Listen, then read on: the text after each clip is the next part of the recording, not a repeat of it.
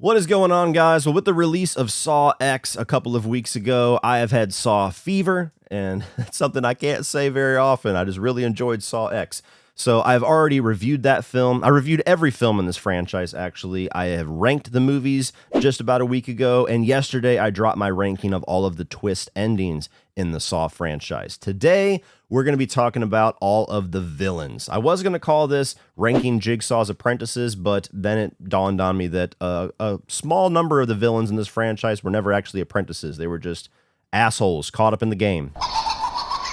We're going to rank all 9 characters who are villainous in the Saw franchise. Coming in at number 9 for me is going to be Jill Tuck. This is the ex-wife of Jigsaw, and throughout Saw 4 and Saw 5 and most of Saw 6, she seems to be somebody that is just tied to Jigsaw's past, and the fate of their miscarried child is one of the main things that drove him to go the path that he did, and that seems to be her role throughout most of the franchise. But then it's revealed by the end of Saw 6 and part of Saw 7 that she is actually kind of a pawn as a part of John's plan. She is carrying through some of his will and his bidding, and so she definitely becomes a bit of a villainous character to where she is participating in some of the evil going on.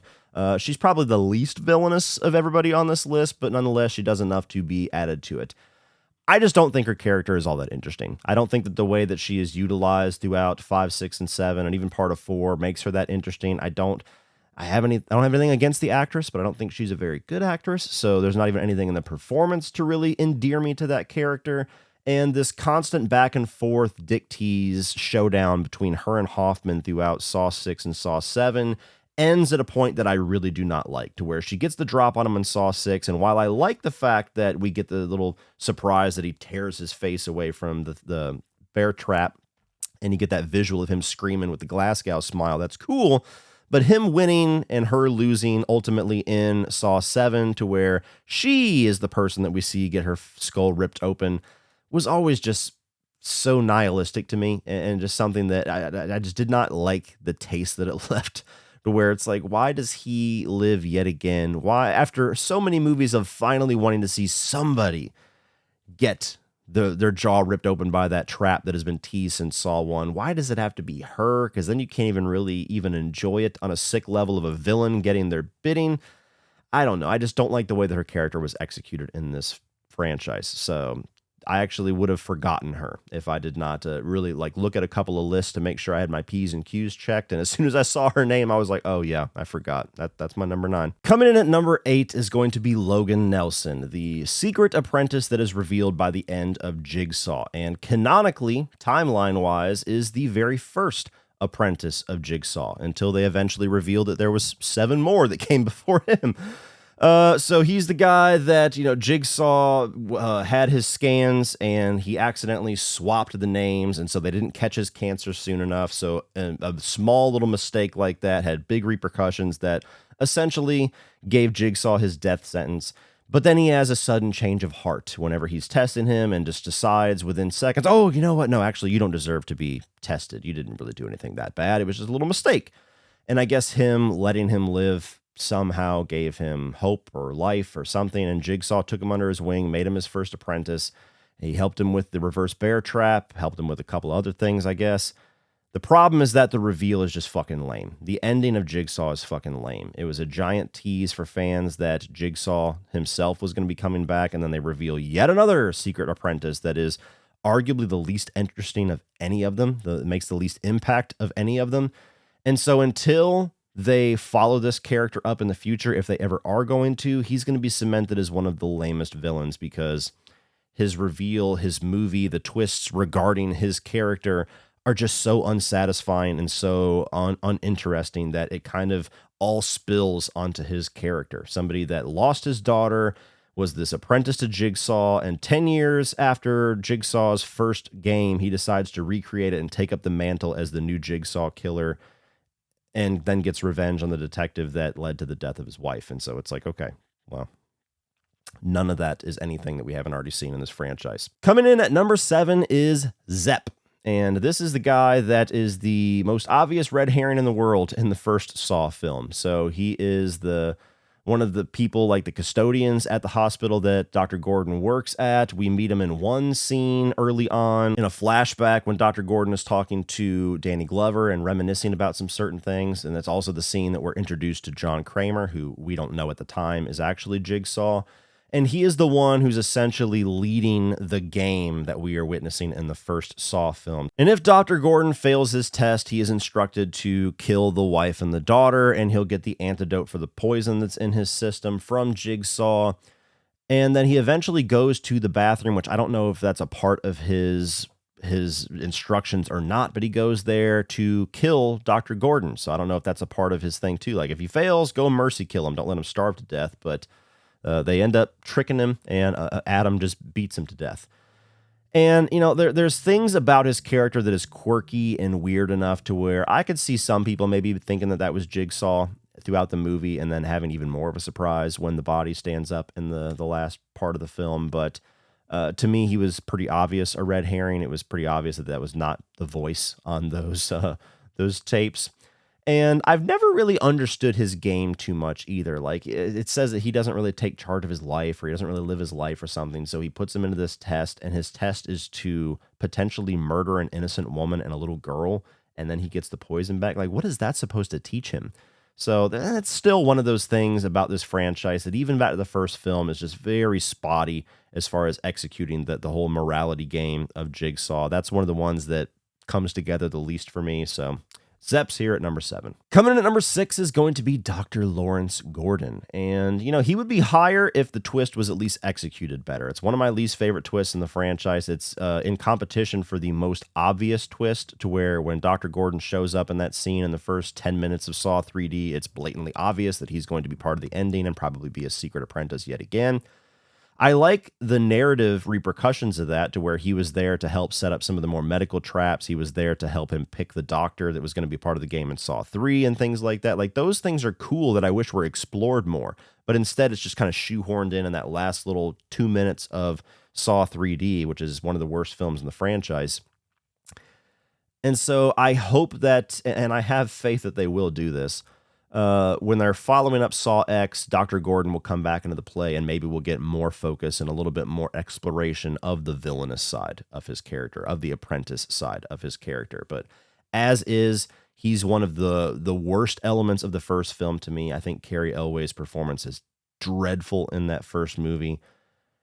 It's a little bit better in the small segment that we get in Saw 3D, but it's so turned up and obvious that it doesn't have any impact. So I don't know. I had complicated feelings about where to put this character, because the execution makes it deserve to be towards the bottom of the list, but there's still things about his character being an apprentice that I like, and I hold on to some hope will be explored further. Coming in at number 5 is probably going to be a hot take for some people, but I have Mark Hoffman here at number 5. And to be honest with you, when I made this list, I was kind of surprised that he made it this high. There's just a lot of people in this villainous roster here that don't have a whole lot of interesting things about them, to where I would feel like I was being disingenuous to put him any lower. I'm not a fan of the character of Hoffman. To me, it baffles me that there's more movies in this franchise that focus on Hoffman than there are that focus on John Kramer. He was intriguing enough at first when you realized that Jigsaw's apprentice is a detective that is able to manipulate things from behind the scenes and able to manipulate the investigations, and what are the repercussions of that going to be. But he's just such an unlikable character with such a one-note performance that I disliked him almost immediately as soon as Saw 5 got going, and I never got back into the camp of caring about this character whatsoever. So the fact that he survives through Saw 5, and then he survives through Saw 6, and then he gets the drop on Jill by the end of Saw 7, I was just like, dude, fuck this guy. Why does he keep getting away? Just the fucking snake that keeps slithering away. So some people love Hoffman. Some people passionately love this character. You know, my buddy Joey, if you're watching this, make me understand, Joey. Seems like a good dude. I like him. I want to give him a hug. Yeah, I don't like his character. When he showed up in that mid-credit scene of Saw X, and a couple people in the theater were like, oh, I felt nothing. Coming in at number 4 is going to be William Shank, the villain from Spiral, the Book of Saw. Now, this is a character that I feel like is going to be very up and down everybody else's list because Spiral is either a movie that you really like or really detest. Jigsaw and Spiral being at the bottom of people's rankings has always puzzled me, but nonetheless, your opinion's just as valid as mine. I really like Spiral. Despite its flaws, I think that's one of the better movies in this franchise. And the complicated part of where to place this character was that I felt like the reveal of him being the villain was so blatantly obvious to where it competes with Jigsaw to be among the least surprising twists in this franchise. But as a character, I really like what this guy brings. I like his personality as far as being just like this rookie detective on the side of Chris Rock whenever you don't know that he's the killer, and then eventually when you do know and he's revealed as the killer especially. I like how his personality changes a little bit more. He's very confident. He is very on top of everything, and not since Jigsaw have I seen a character that just feels like he's got everything mapped out and is so confident things are going to go his way that there's no worry. Even if he's getting the shit beat out of him by Chris Rock, it's just a part of the plan, baby.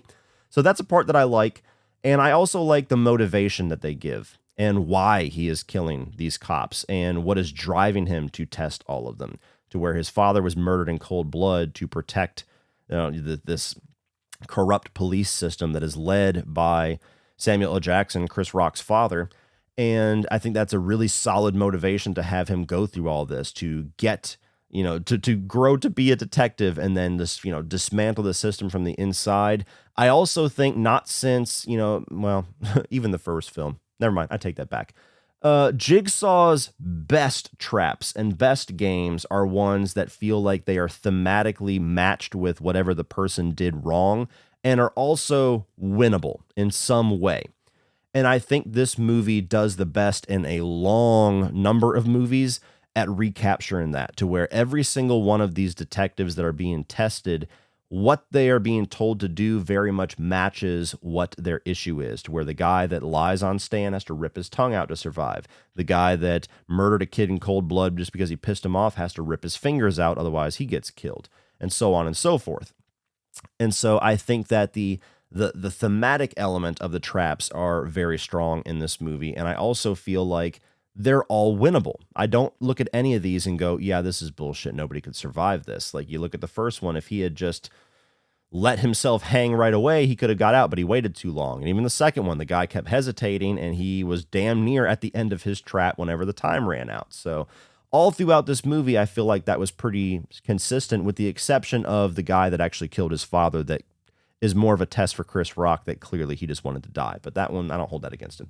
So he's a character that, despite the fact I don't think we're going to see him again, I don't think we're going to follow up Spiral. It wasn't well received enough, and Saw X is so well received, they're going to be steadfast on that track, which they should. I really would want to see a follow-up to Spiral eventually, to see more of this character and Chris Rock and the cat and mouse game between them really starting to ramp up. Coming in at number 3 is going to be Cecilia Peterson from Saw X. And I am being a little bit forgiving in this one because I see the potential of her character, and I'm very invested in the potential of her character. Because if you watch my Saw twists ranking yesterday, the ending of Saw X is a bit anticlimactic in regards to her character.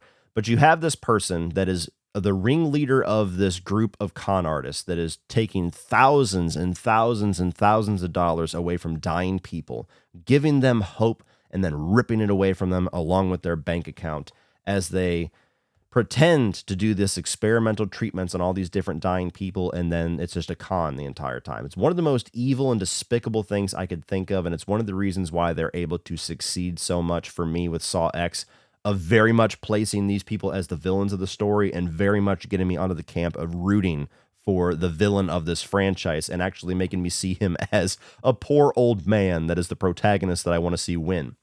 So you have Cecilia Peterson, that is the most evil, blatantly, of all of these people being tested. And as the movie goes on, it's even more solidified that this is just a trash human being that is seriously a great foil for John Kramer. With the way that she looks at the world and the way that he looks at the world, she is a very well-written villain for John Kramer, where he's never really had a villain in this franchise yet. He's always been the villain. We see people that he tests. He has apprentices that, are a little bit naughty. But beyond that, there's never really been somebody that he's had to go up against. And that's what they're setting up this character to be in however many movies they follow up from Saw X, which I think they should only do 2 tops. I'm just being honest there.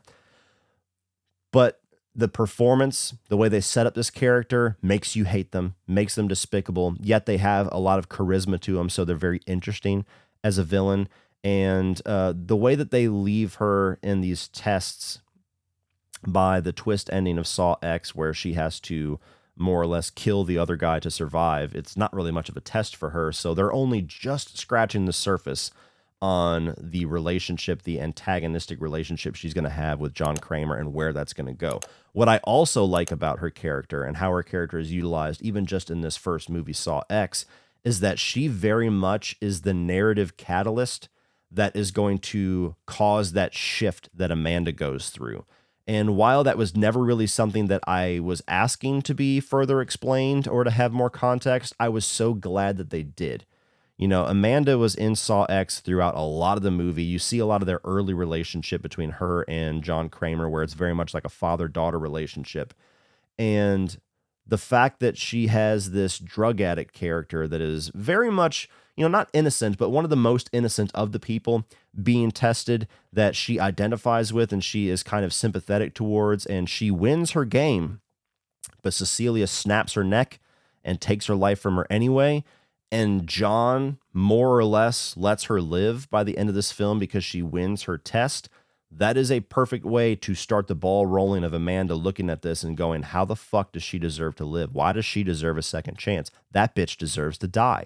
And that's going to start her mental journey to where she gets in Saw 3 to where all of her traps are unwinnable because she doesn't deem these people worthy of a second chance. So I'm really excited to see how they explore that more in any further films, but that's probably my favorite aspect of this character is the implications that her existence has for Jigsaw and Amanda's relationship. Coming in at number 2 for me is Amanda Young. And, this is a character that was the first apprentice that we were introduced to, and she was the one who was kind of like the best example of Jigsaw's mentality actually working, to where this person that was a drug addict and a fiend and just a low life actually got this new lease on life and wanted to dedicate herself to the cause and teach other people. And, the early part of her character, especially, was something that was really important to what this franchise was trying to explore with John Kramer's morality games.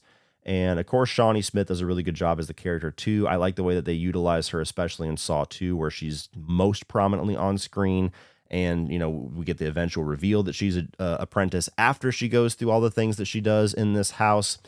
And as I've already kind of given context to, I don't want to repeat myself, I like the potential that we have to explore this character and her relationship to Jigsaw a lot more with the entrance of Cecilia Peterson and the events of Saw X.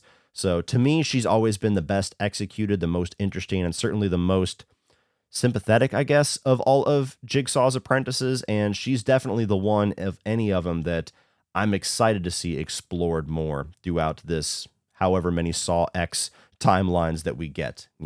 I know they teased Hoffman, but God, let's not spend the whole movie between the relationship of Hoffman and Jigsaw, please. And then, of course, number 1 is Tobin Bell, John Kramer, Jigsaw. This is the villain, the face of the franchise. He's the name of one of the movies, for Christ's sake. He is the star, and he is the reason why we watch these movies, or at least the ones that he's actually alive in. It's kind of a running joke for the producers, the writers. They're like, if you have a successful horror franchise, maybe don't kill the lead villain 3 movies in. But nonetheless, we're back on track with Saw X, and one of the reasons that Saw X works so well for me, and for those that it does work so well for, is because he's finally in the forefront. He is finally the protagonist. He is finally the character that we are following. And, there's so many reasons why Jigsaw is an icon of horror, and one of the more recent additions to horror icons, but also why he's the most interesting character, not just villain, but character in this franchise. And it's because of all the complicated nature of his morality and how he sees the world and how he sees, people's lessons and whether they deserve to die or not. I really wish that they would have executed that throughout this franchise a little bit better, a little cleaner, to where everything he was a part of in the first 3 films and whatever he's a part of in Jigsaw and in Saw X were all winnable traps and people being taught lessons for justifiable reasons. You know, towards the middle of the franchise especially, it's just fucking ridiculous. Like, that dude jaywalked, put him in here and make him pull his fucking ears off. It gets a little stupid. But nonetheless, when you forgive those things, Tobin Bell is the heart of the franchise, and Jigsaw is the character that we come to see, that we want to see more of. He's one of those villains that is the star of the show, and he's the one that we want to spend time exploring. So they finally, after 10 films, got that. And Saw X, for me, was the best film in the franchise because of that, and I am genuinely excited to see what they come up with next, because I know that's going to continue to be the case. So I don't really need to justify this placement too much. I would be very surprised if there's anybody that feels that it's controversial to put Jigsaw at number 1. But nonetheless, let me know all of your picks down here, your ranking of all these villains, because number 1 for me, absolutely, without a doubt, is Jigsaw. Well, that's it for this one, guys. If you enjoyed that, please click over here for all of my 2023 new release reviews. I'm also going to put my ranking of the Saw twists up here, a video from yesterday that you should check out. I've also reviewed all the movies. I've ranked the movies as well, so there's plenty of Saw stuff on this channel. If you're a fan, like, share, hit that subscribe button if you don't want to miss the Trap ranking in a couple of days. And as always, guys, remember, opinions are like assholes, but that doesn't mean you have to be.